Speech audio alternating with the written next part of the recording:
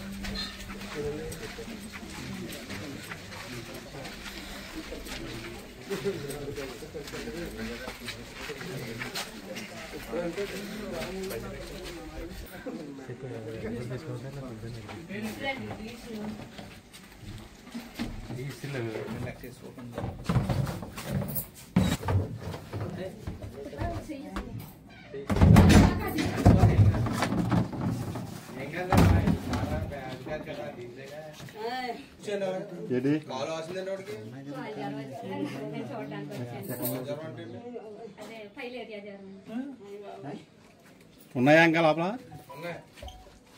ఇంకా లోపల ఎంత ఉంటుంది? 10 లీటర్లు.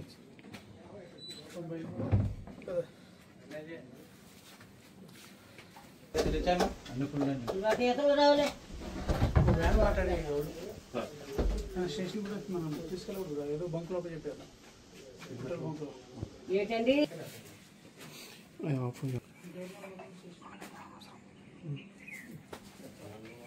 క్వాంటిటీ చెప్తారు మళ్ళీ తర్వాత.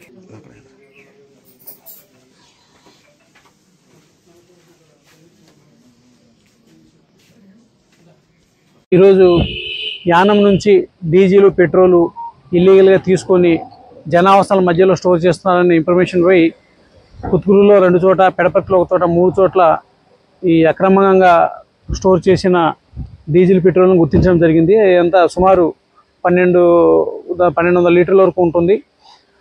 దాంట్లో వీళ్ళకి సివిల్ సప్లై వాళ్ళకి ఇన్ఫార్మ్ చేయడం జరిగింది. వాళ్ళు వచ్చిన తర్వాత వాళ్ళకి పర్మిషన్లు ఏమున్నాయి, వాళ్ళకి ఏ రూల్స్ ఏం బ్రేక్ చేశారనేది వెరిఫై చేసి దాని మీద చట్టాన్ని ఉల్లంఘించినందుకు కేసు నమోదు చేసి దర్యాప్తు చేయడం జరుగుతుంది.